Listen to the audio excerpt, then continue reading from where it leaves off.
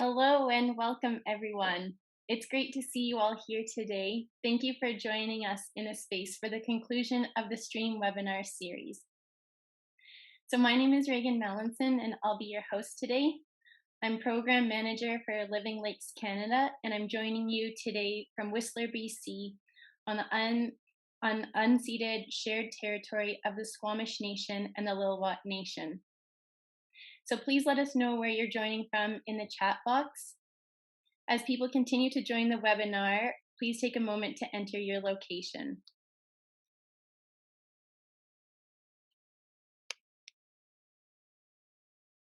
It's great to see participants from all over the country today. Welcome. So before we get started, we'll just do a couple housekeeping.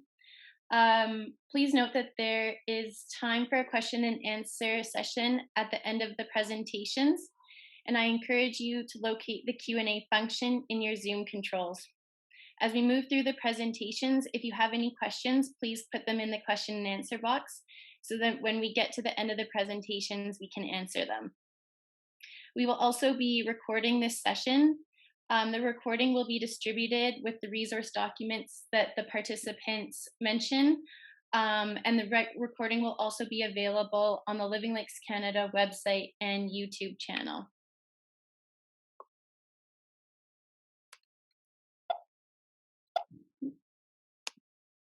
So this is our fourth webinar of the stream webinar series hosted by Living Lakes Canada.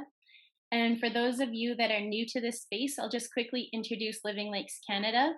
So Living Lakes Canada is a nonprofit organization working towards the long-term protection of Canada's fresh water. Our mission is to normalize water stewardship through community-based water monitoring. And we believe this is a way to empower localized climate adaptation and provide support for decision-making while helping to fill important water data gaps. So much of our work has become a grassroots template for aquatic ecosystem monitoring across BC and Canada. And we're also affiliated with Living Lakes International, which is a global network of over 120 non-government organizations that share our mandate to protect lakes, rivers, wetlands, and watersheds worldwide. So you can see a number of our projects listed here on the slide. And if you have any more questions, please feel free to email us and check out our website.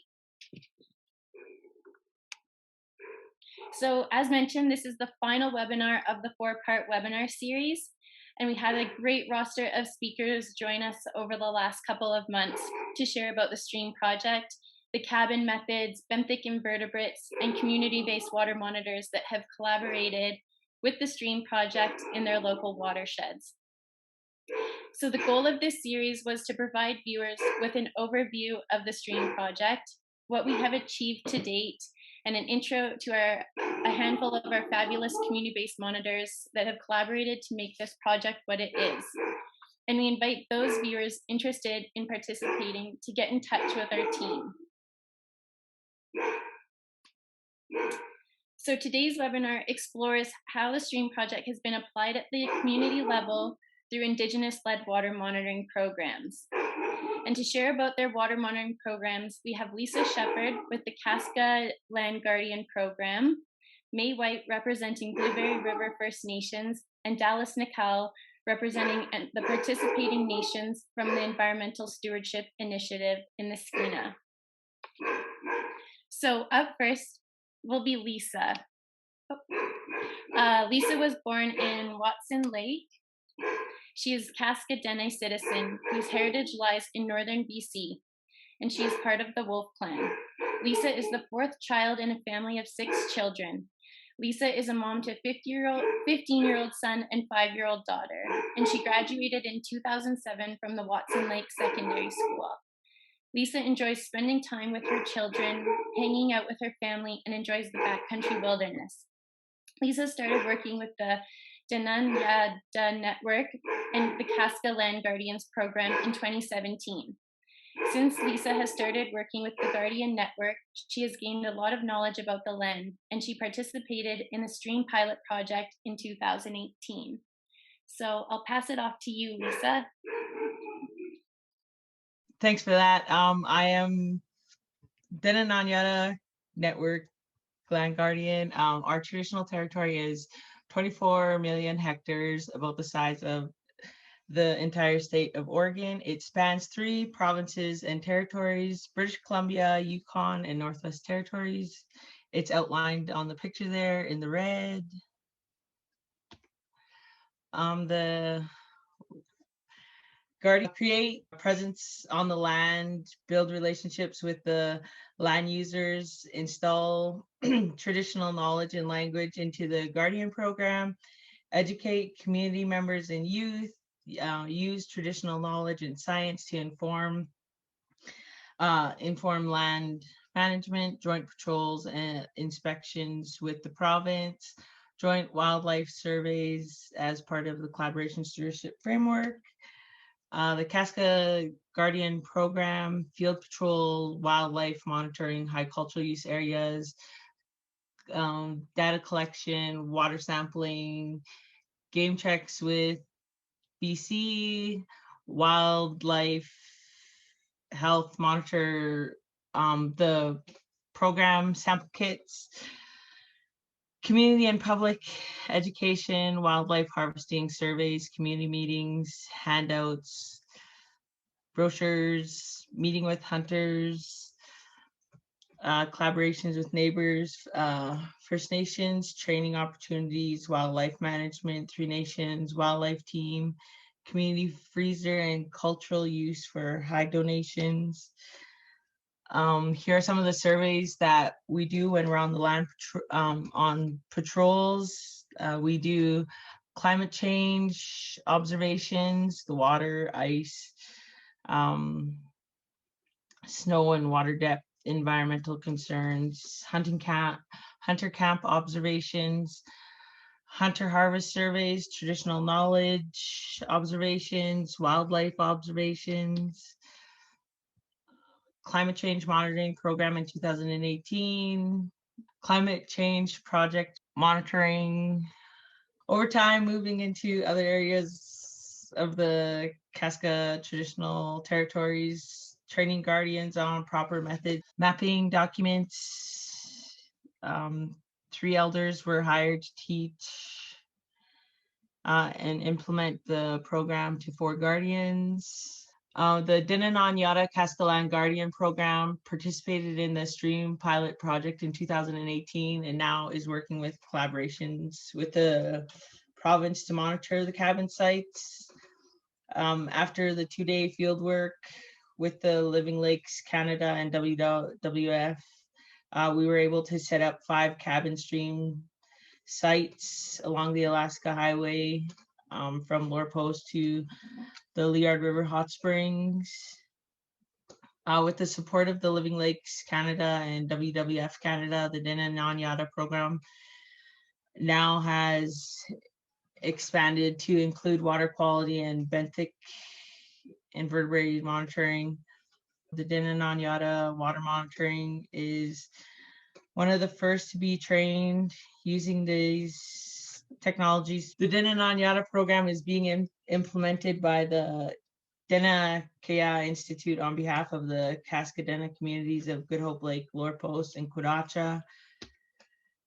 The work plan for 2021 is moose population surveys, caribou population, install the data loggers, climate station training, wildlife health samples, water sampling in and around placer mine sites, cabin sampling this year.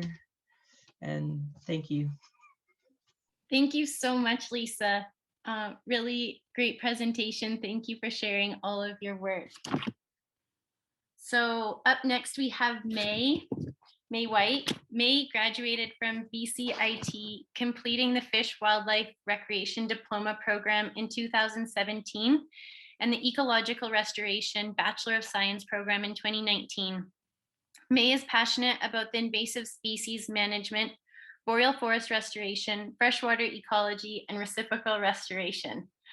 May is Blueberry River First Nations representative for the Treaty 8 Restoration Committee, and in her spare time is a director of the Society for Ecological Restoration Western Canada chapter. May is designated as a project manager in the Cabin Wadable Streams Protocol and recently received certificates in traditional ecological knowledge and low-tech process-based riverscape restoration.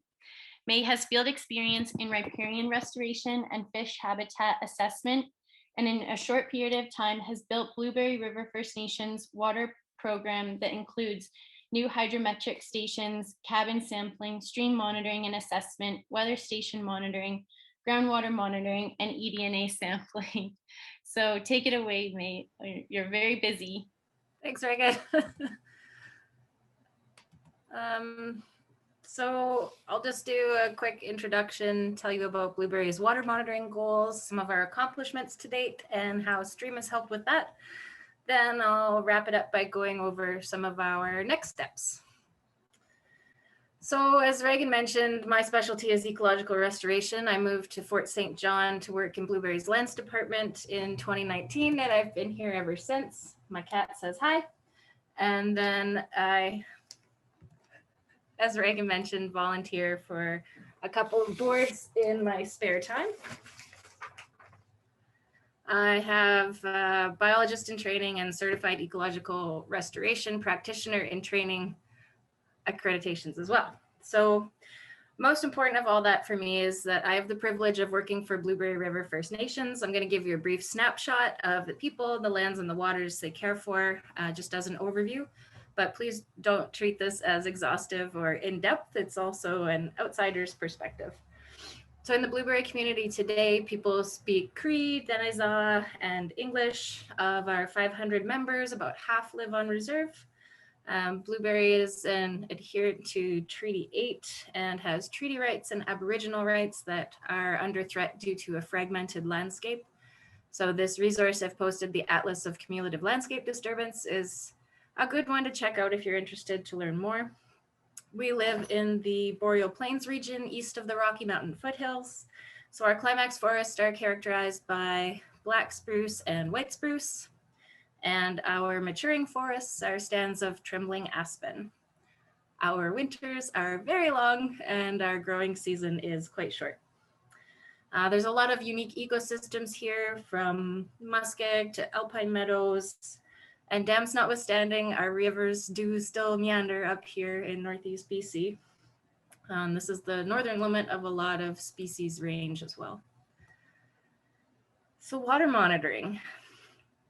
We say rivers are the veins of the earth, and ours meander through gorgeous, albeit fragmented landscapes, but carry a high sediment load.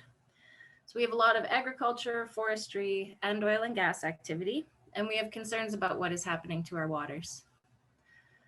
Our research question that guides our water monitoring is, has human activity on the landscape affected water quality and quantity, that should say quantity, in BRFN territory? So our hypothesis is yes, because of several observations, including that the Blueberry River ran dry in 2017 for the first time in living memory.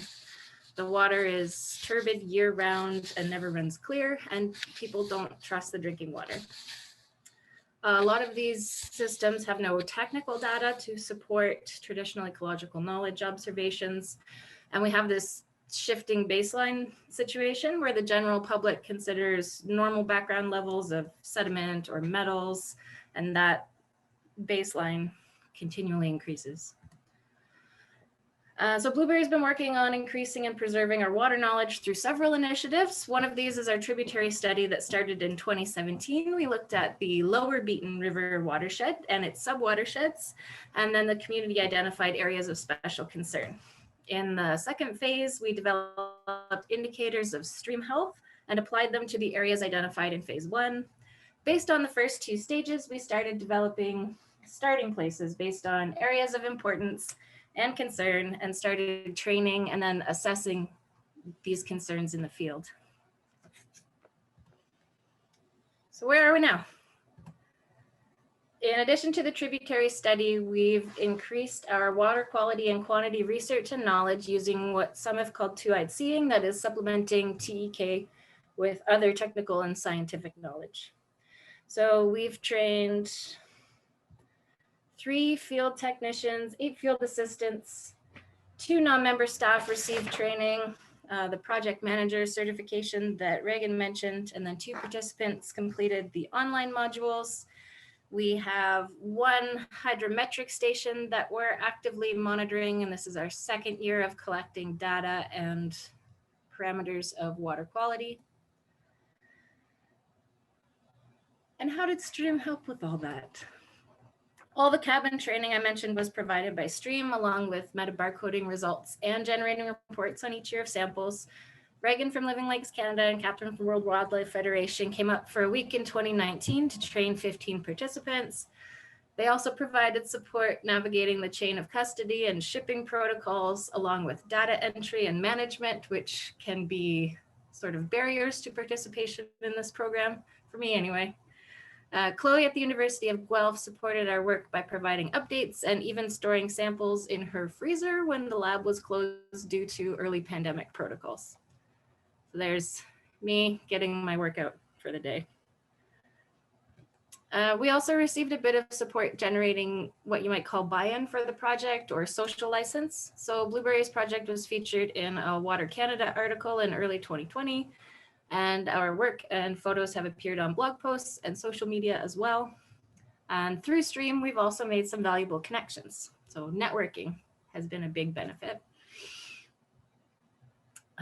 Those connections helped us secure funding for our water monitoring initiatives. We're negotiating a funding agreement with Fisheries and Oceans Canada and have a few projects under Media Blackout, including 2 interagency research projects and a large-scale capacity building and assessment program. So what's next for Blueberry? This year, we hope to have 13 more community members trained to field assistant and field technician levels. We're going to increase the number of sample sites strategically across the territory to inform our research and monitoring projects. And we have 7 trips planned this field season to our first surface water monitoring station, which is near, conveniently, one of our new cabin sampling points. And we hope to add another hydrometric station and potentially a groundwater monitoring station. To meet our objective to increase capacity, we'll also have more community members participating in field assessment this year. And we're just getting started. Our water programs have grown to the extent that we are hiring a water resource project officer to oversee all surface and groundwater initiatives in the territory. So thanks, everyone.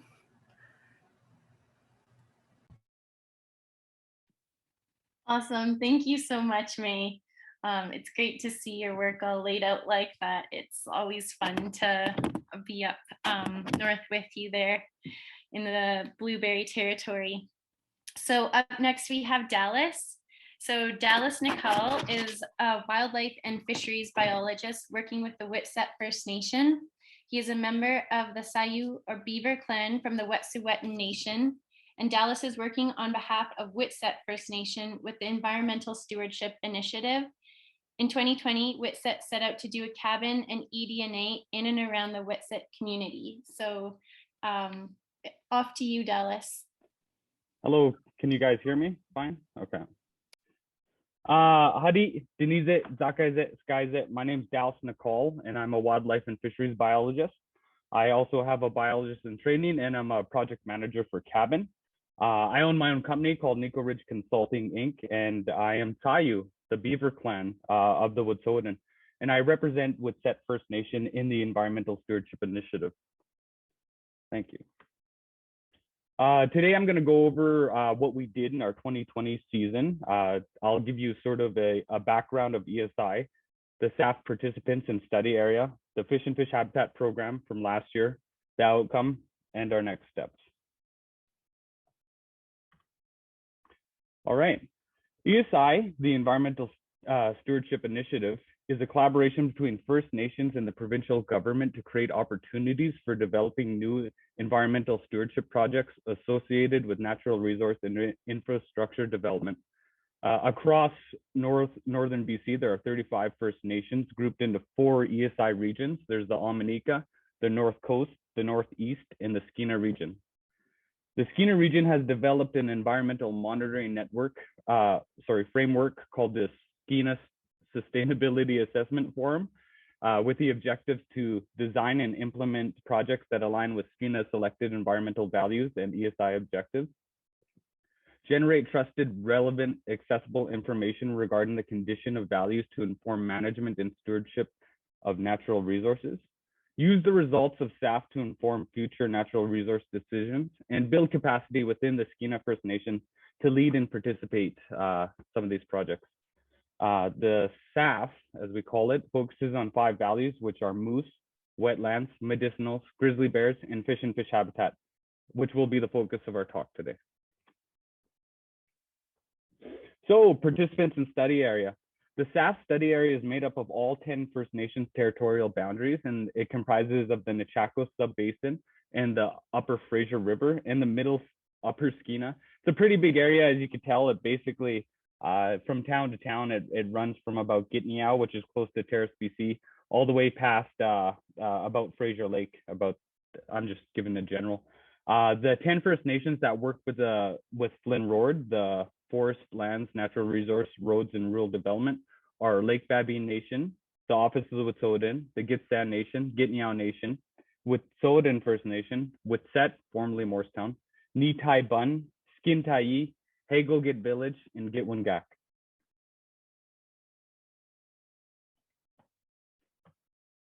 All right. The Fish and Fish Habitat 2021 program was developed under a multi-scale tier approach for monitoring and assessment. As you can tell, there's 4 tiers. There's tier 1, 1.5, 2, and 3. Tier 1 is to identify the functioning condition of watersheds and their streams and the state of the salmon populations in the SAF area using 4 indicators, which are equivalent clear-cut, riparian disturbance, road density, and the presence and absence of spawning or escapement of sockeye, coho, and chinook. Tier 2 sampling, which the participating SAF Nations Indigenous stewardship projects are based on, will evaluate whether indicators flagged in Tier 1 are leading to adverse environmental impacts to validate results in Tier 1. To evaluate stream health, 2 assessments were selected, cabin and EDNA, among others. We chose these assessments to better understand the state of streams in our watersheds and just to get a better idea and hopefully build a picture of our SAF region. The 4 nations that participated in the 2020 season are Gitniao, the Gitxsan, the Office of the Wet'suwet'en, and Wet'suwet'en. So now I'm going to go over sort of the outcome of each nation. I will just give you a brief on Gitniao, Gitxsan, and the Office of the Wet'suwet'en, as those are those nations' projects and not mine. And I'll just go into a little bit further detail of Wet'suwet'en. Just to start off, I want to talk about the incredible challenges we had as a group. I'm sure you guys all faced it. You know, COVID was a monster. We wanted to start the 2020 season strong, but we ran into funding delays due to COVID. We ran into supply issues because of COVID. There's so many things that you don't think of and that you don't appreciate with a normal functioning world. But when COVID came in, we had to adapt to these changes the best we could.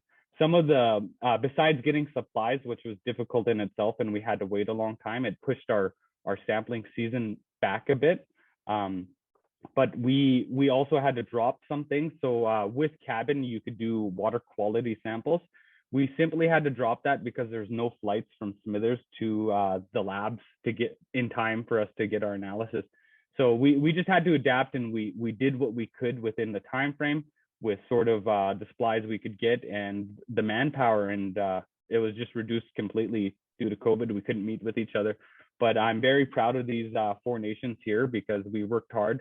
We somehow did it, and I'm quite happy with where we are. For myself, cabin, because we were doing both cabin and eDNA. As a project manager, cabin seems pretty straightforward after the training to actually do the assessment, but eDNA was a learning curve for me. It's just like so much decontamination, so much waiting. It makes a long day, but each nation did it to the best of their abilities. And yeah, so here I go.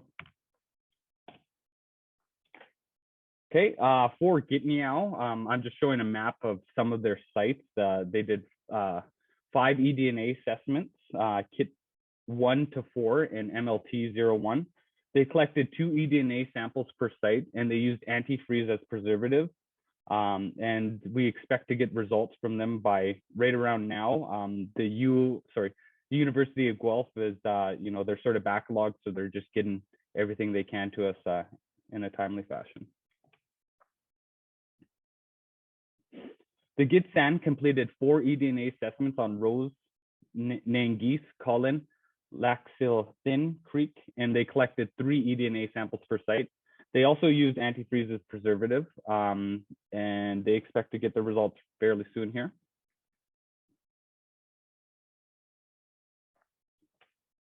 The Office of the Wet'suwet'en completed 17 eDNA assessments. They really sort of took the lead here and bombarded their sites and were able to collect 17. I don't know how, but it's pretty impressive. They collected 3 eDNA samples per site, and they used 95% ethanol as a preservative. They have the results, and it's currently being analyzed.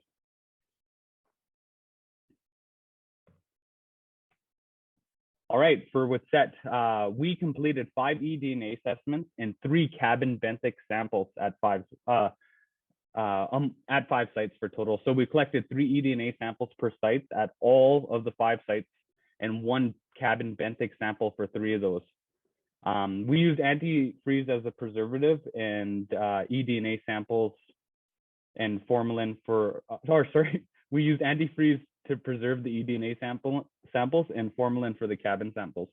I just got my results actually from the U of G, so I'll be analyzing those later. And I will be going into some preliminary results for the 3 cabin sites I did, Coria, Boulder, and Koskwa Creek. So in total, the SAF did 31 sites in 2020, eDNA sites, and 3 cabin sites.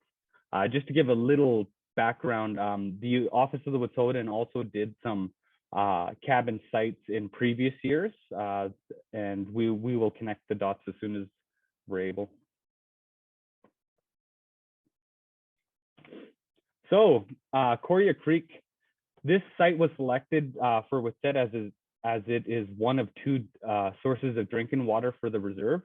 Using the analytical tools on the cabin website, I was able to analyze the benthic community structure.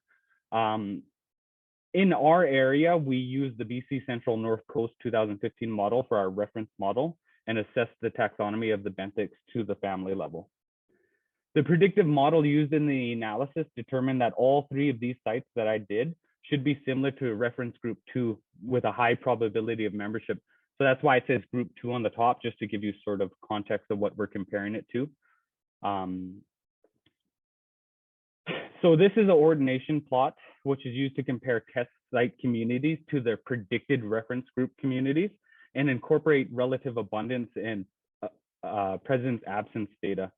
Basically, the further the sites are from each other, the more different they are. And as you can see, the bands range from gray, which are similar to reference, to red, which is highly divergent from the reference site. The green dots are my reference sites within group 2, and my 1 blue dot is my site, Coria Creek. Coria Creek is mildly divergent from the reference group. As you can see, it's in the green band. So I ran a couple of metrics for this. I'm not going to get into all of them today, but just to name a couple, I did the Bray-Curtis, the percent EPT individuals, EPT taxa, Simpson's diversity, and total number of taxa, etc. I'll go through a couple, but the ones that I picked to show to you guys today are the Bray-Curtis index. So the Bray-Curtis index for Coria Creek was 0.62. So with the Bray-Curtis, the closer you are to 1, that means the sites are entirely different. The closer you are to 0, that means the sites are identical. And as you can tell from my index score, I'm sort of in the middle ground. Another a test that I ran was the RIVPAX, which is the River Invertebrate Prediction and Classification System assessment method. And that compares the taxa you expect at those sites to what you actually observed. If the taxa you expect are not present, you can assume there must be an environmental impact or pressure on the community there. Generally, sites with low OTE are observed to expected. So sites with low, which means close to zero, are generally in poor condition, and sites with high OTE ratios, which are closer to 1, are either enriched or biodiversity hotspots. So the RIV packs for this site at Korea was 0.94, meaning the site's enriched. Now, just to go in, so there's so much data you could pull from this cabin assessment. It's hard to sort of pick which areas to focus on, but I thought I'd share with you sort of the highest the species of insect that showed up the most at the site in Korea Creek. And I might butcher the name, but it's Dene Nan Yedah. Sorry, I butchered that. I couldn't find a sound on Google, but it's a winter stonefly. This is the most common bug at this site, and it's an indicator species. You can tell that the water may be unpolluted. These flies also provide food for trout, and it's just interesting what the bugs could tell you. That they could support a food web. And here's the picture I got from bugguide.net. My second site is Boulder Creek, and this was also selected because it is the second source of drinking water for the reserve, my community, and we just wanted to see its condition. So again, Boulder Creek, it fell within the mildly divergent band, as you could see. And this creek has powerful flows. Like if you're there, you'd see big boulders, really cold water, and high flow. And it had a Bray-Curtis index of 0.46, so sort of in the middle, and a high percentage of EPT individuals. The RIV packs O/E ratios is 1:10, so this is an enriched site. The most common insect at Boulder Creek was Heptaginidae, or the Flathead Mayfly.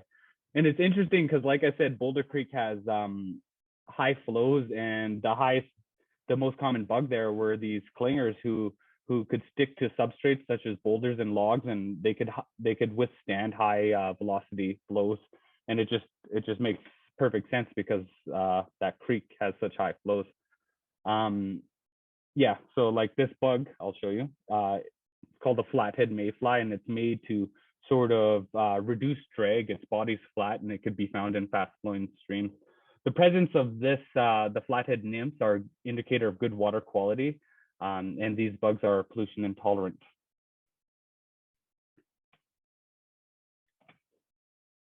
Okay, for my final site that we did for cabin, it's Koskwa Creek. So this site was picked based on previous cabin sites that happened in the area, and also I'm doing some other work on different ESI values within this watershed. So this is why this one was picked, and it's close to the community.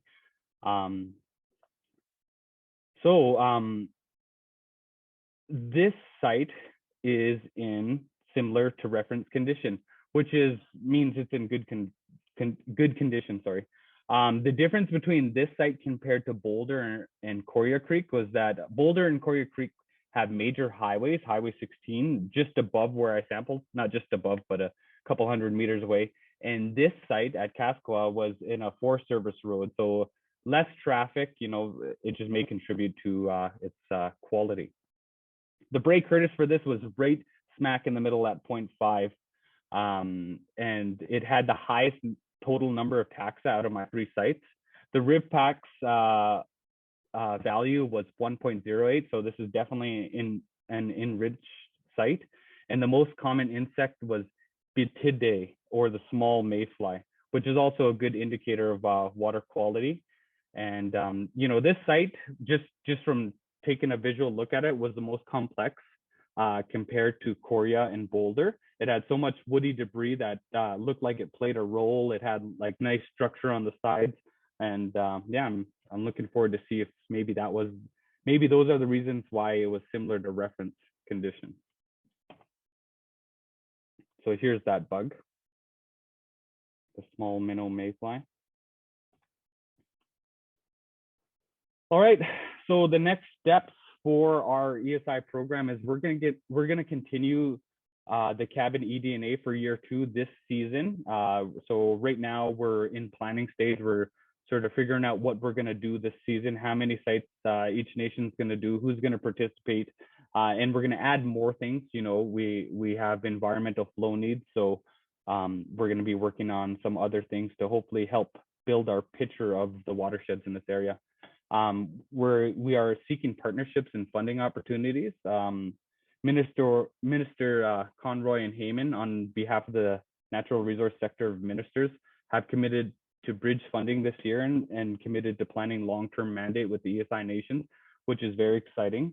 And the next step is to analyze the University of Guelph results.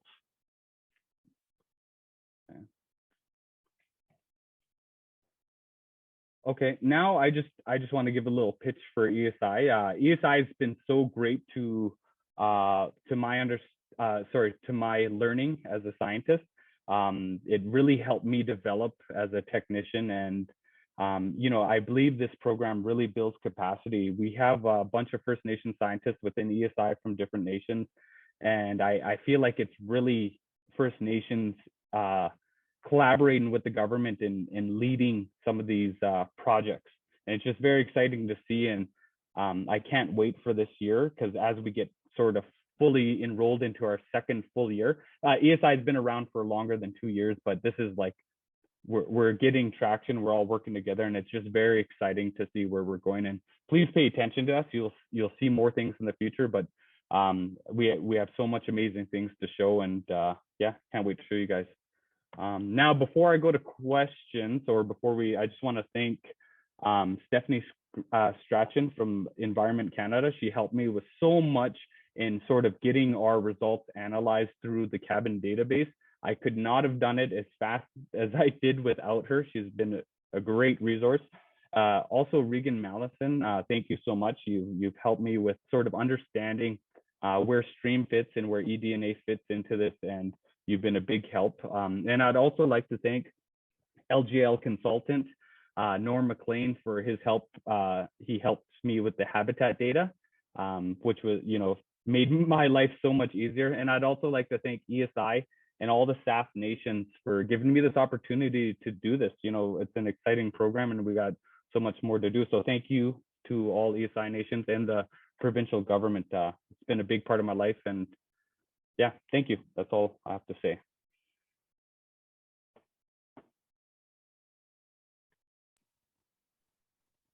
Amazing. Thank you, Dallas. And I just want to say thank you to you, because it's been very impressive how much work and commitment ESI and the participating nations that Dallas spoke to today have participated in the STREAM project. They've collected over 50 samples, which is incredible and a lot of work. As May said, each kick is your day's workout, and they've done 50 of those. So big props to ESI and the nations. So if all of the speakers want to turn on their videos, we'll transition into the question and answer period.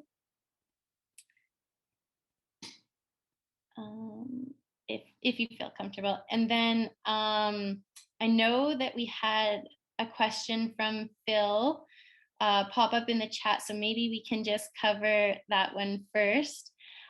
He asked, what kind of antifreeze are you using for the DNA samples? So maybe, Dallas, do you want to cover that one, or do you want me to answer that one? I will refer to you because you know the exact name. I just know it's RV antifreeze, and this is one Regan. I just want to speak to this. Regan suggested this because it was hard for us to get preservative, and there's a lot of complications, not complications, but barriers when you have something dangerous and you're shipping it. So this antifreeze, when we found it, one of our guys, Chaz, bought out Terrace, BC, of all their antifreeze, and he got all they could for our sampling. And then I had to go to Prince George, and so 4 hours away just to get my antifreeze. But it's just another story of how COVID made it a little bit more difficult, but at the same time, it was so nice that we had a preservative that we didn't have to put crazy chemical labels on when shipping. Yeah, I think we can all echo that, how much easier it is. And then a big thanks to the University of Guelph for carrying out that study, and double checking that indeed we do get the same amount of DNA evidence using antifreeze as the traditional ethanol. So it's a propylene glycol-based antifreeze, and you can buy it from Canadian Tire. It's called Absolute Zero. We can send a picture of it out with the resource package for that. And then just a heads up for anyone that's collecting morphology samples or the benthic samples that are to be analyzed by a taxonomist.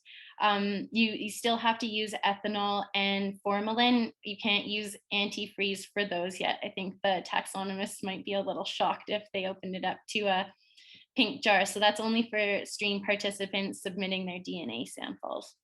So thank you for that. I'll just go over to the Q&A box now. So yeah, please enter your questions. So from Becky Cook, we have a question for Dallas. Are you planning to collect your cabin samples at a higher frequency, or is once per year considered sufficient to assess stream health? Right now, we are just in the planning stages. Like I said, this is the second year of sort of us introducing a program like this, where Four Nations sort of did a similar thing to sort of evaluate their streams. So I don't know, like I have a meeting next week regarding this exact question. Are we going to do more? Is once a year enough? And right now, I can tell you that we are definitely going to keep sites going for each year. If we were going to add more, that's another discussion, and we need a good question and rationale on why. But you know, if this program gets bigger, if we get more, you know, funding opportunities, I can definitely see that happening for us to increase frequency. Right now, our samples sort of fell due to COVID, fell in the late fall, so late September, October, you know, and we didn't get really that August measurement. So yeah, no, it's totally a possibility, but we're still developing all that, me with the staff nations and the provincial government. Awesome, thank you, Dallas. May, do you want to speak to that question too? Because I know that your study design is a little bit different with higher frequency sampling. Yeah, thanks. So for blueberry, we had considered sampling seasonally or more often, but a lot of the taxa that we're hoping are in the stream are only collectible or in the proportions that would be relevant for analysis compared to the test sites at certain times of year. So like our winter sampling that we did had some interesting results. Who wants to be, you know, drilling with a propane torch in -40 anyway? Not me. So we're looking at doing twice yearly samples now. Awesome, thanks, May. And then just to clarify, all cabin sampling should be done in the fall, just to have those appropriate instars or the benthics for the visual analysis, but stream sampling can be done at any time of year if you're submitting DNA sampling. So thanks for that, May. Okay, we have another question from Phil. So he's asking, can you sequence your samples for invasive species ID? Is anyone looking at invasive species specifically in their watershed? I think I could speak to this. Not particularly for invertebrates, so not for bugs, but I know that, you know, with other forms of eDNA, you can check for the presence of things like fish. And I know that we did talk a long time ago about finding invasive species, you know, whether they're in certain streams, but not for insects. I feel like this is new to ESI in terms of, you know, it's insects, and there's a lot more to dive into for research. So eventually, yes, is my short answer, but for right now, not for the bugs. if that's what you're referring to. Yeah, and then I know, Phil, for the Alberta groups and West Slope of the Rockies groups that we've been working with, they've been looking at the tube effects worm, which is the host for whirling disease, and comparing that to what the province has laid out as red zones for whirling disease to see if they're present or not. So using DNA through the STREAM project for invasive species such as whirling disease has been carried out. But yeah, like Dallas said, always looking for new opportunity for other such hosts with the more data that we get. Okay, so another question, I think. Thanks so much for your presentations. Some of you touched on cultural approaches to assessing stream health in addition to these eDNA and cabin scientific methods. Can any of you expand on what culturally appropriate stream assessment or Indigenous traditional approaches to assessing stream health might look like? Does anyone want to touch on that? I'll try to answer that question. That's a hard question that ESI is, we're trying to figure out ways to add sort of this cultural touch. What is a culturally appropriate stream assessment? So for specifically, like we have 5 values, you know, moose, medicinals, wetlands, fish and fish habitat, and grizzly bears. For fish, in terms of cultural approach, when we were selecting sites, the model allowed for us to, you know, select sites that were culturally important. So a lot of those sites that the nations have done were in culturally significant areas, and that just helps us sort of pick our spot and say, you know what, this is important to us. This is what we want to look at. And I think each nation site was based on that.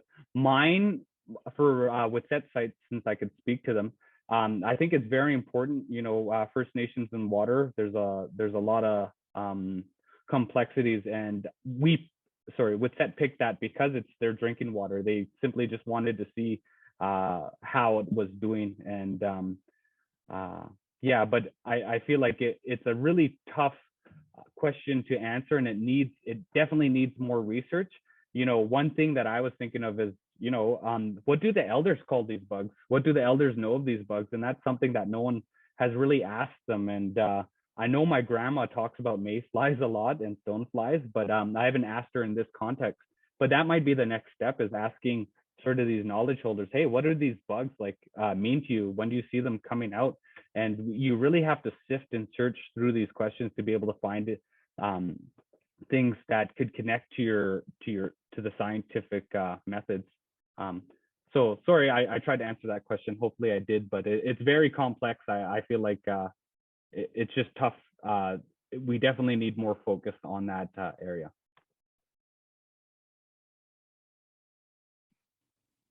Thanks, Dallas. That's great. We have a question from Nancy Wilson. How do you share your data? Do you have a common database? Does anyone?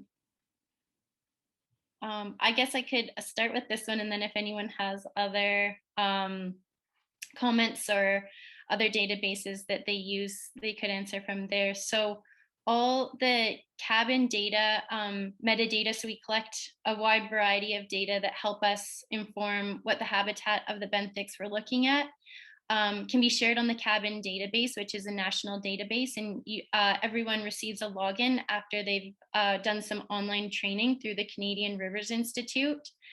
When we are talking about DNA or the stream data, it gets a little bit more complicated. So right now on the cabin database, there is a specific study called Stream Bears, which is housing all the metadata that the community groups across Canada are collecting. And we're just, as a project, working on importing and how to import the DNA data right now. And the cabin database recently shifted from to open by default. So that's an exciting step towards open data sharing. But I guess for any of the speakers, are there other databases that you use apart from the cabin database for any of your water quality or quantity monitoring? For right now, for ESI, it's sort of internal to us, but we are currently working on ways to share this data, whether it's through partnerships or whether it's through something like another database that's available in our area. So this is why I said you guys got to pay attention to us in the next little bit, because we're developing these things to get them on track for this year. So please pay attention to ESI and look out for us. I'm sure you'll hear a lot from us coming in the next couple months.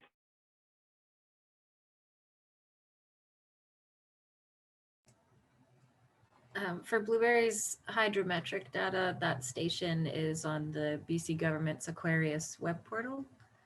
And then our reports that come in from the University of Guelph as part of the STREAM project are on our website, blueberryfn.com.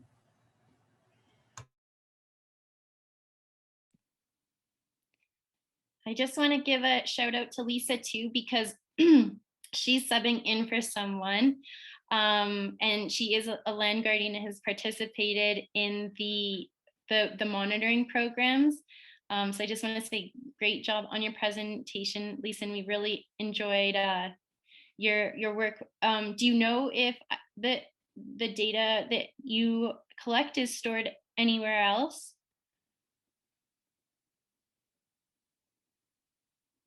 I know her internet might be freezing. She messaged me.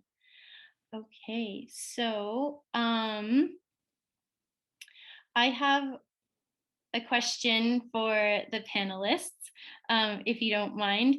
I'm wondering if you could share your top success and challenge with field work. It's always interesting to learn from everyone else about what they've done in the field, and success and challenges to help because I know that there's some other STREAM participants on this call that are either just going to start their field work this year, or just expanding their programs. It'd be great to hear from the both of you that have been involved in the project for a while about your monitor, any fieldwork advice that you can give.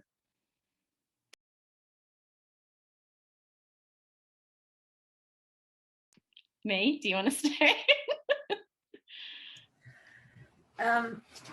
Okay, so for the cabin protocols, the wadable stream protocol, this was obviously developed for a pre-pandemic world, and the new protocols that we've implemented have increased the time that it takes to run one of these kicknet samples and associated, 100 pebble count, etc.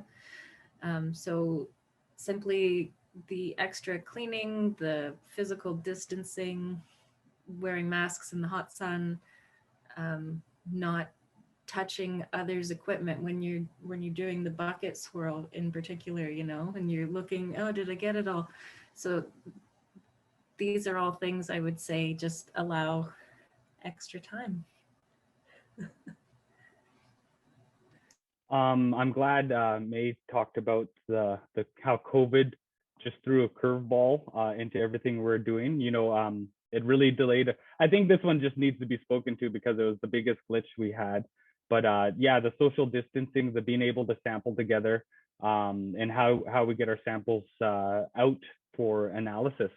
Besides that, some things that I learned, I feel like the hard way, is I bought black nitrile gloves. Please do not buy black gloves. It is so hard to find any bugs that might be hidden in your fingers. And there's a couple times where it's like, is that a rock or is that a bug? And I'd have to it just caused me more headache and more time.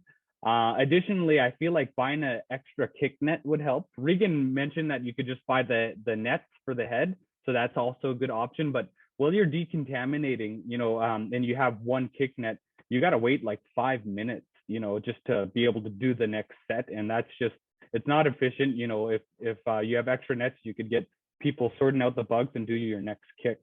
I realized that cabin's supposed to be done in fall, or they aim towards fall, but man, the leaf litter that was in our nets, like how much leaves we had to clean.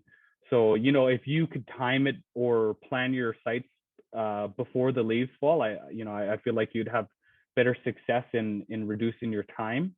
Um, and what else? I know there's something else. There's the gloves.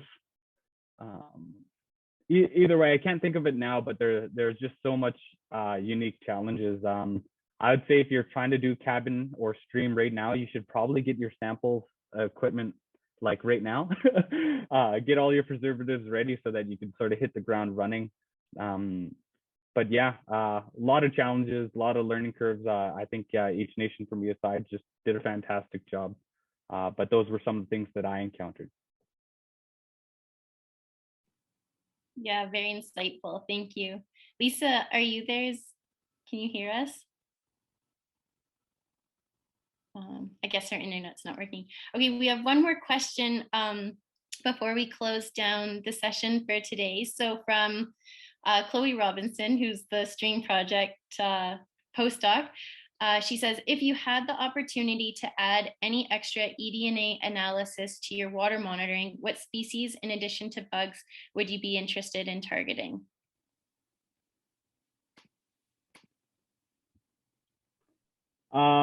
Just based on previous discussions with ESI, so other species other than invertebrates, or sorry, insects that I'd like to see us be able to track are sockeye salmon, just to see if they're in stream. So sockeye is very important to all the nations, as with all the other fish, but sockeye stands out. You know, it's said to be the best jarring type of fish to jar. So it's important to our communities. But if we're able to figure out, hey, this stream said that there hasn't been any sockeye ever since they put the road in, and we're able to, you know, get a hit to say that, hey, sockeye salmon might be coming up here. I think that would be fantastic in sort of exploring areas that might need restoration or enhancement to help these populations sort of gain back territory they may have lost. So that's for a species that I want to see. For a species that I'd just like to see if they're there, if they're increasing their range, would be the pink salmon. So I love pink salmon, a lot, and a lot of First Nations here do, but it's also sort of in my mind, it's encroaching on other habitats for other salmonids. And so it'd just be interesting to see, you know, before they built the fish ladder in Witset, we got a huge fish ladder. The office of Wet'suwet'en has Wet'suwet'en Fisheries tagging fish there, and it's very cool. You should check it out when you're in Witset. But before that ladder was built, it was said that there's no pink salmon being able to get up the canyon. And so ever since they built that in the 70s or 80s, the pink salmon are now part of our ecosystem up here. So it'd just be interesting to see how far they've gotten. You know, there's areas that are said to have no pink salmon, but I've heard some fishermen say, oh yeah, I caught a pink there, you know. And so that's what I'd like to see. Sorry, long-winded answer, but that's a really interesting question. And that's the cool thing about eDNA and what we have to see in the next little while here on how far it progresses. Yeah, really interesting question. May, do you have any other species that you want to see or BRFN? Yeah, I mean, the applications for fish species, especially cryptid or rare species, is key. Like we have bull trout up here, but some of the observations and Habitat Wizard are 40 or 50 years old. So unless there's been a large project going in where they did fish sampling, you know, it would be good to test that particular baseline. And I know there's been some advances in eDNA to collect genetic material from wildlife that moves through water rather than lives in water. So some of the fur bearers that like to hang around water would be interesting to look at when the assays get to that point. Speaking of fish, it popped in my head to maybe as a best practice look at the least risk timing window in your region when you're doing sampling, and just kind of know when your spawners have eggs in the gravel.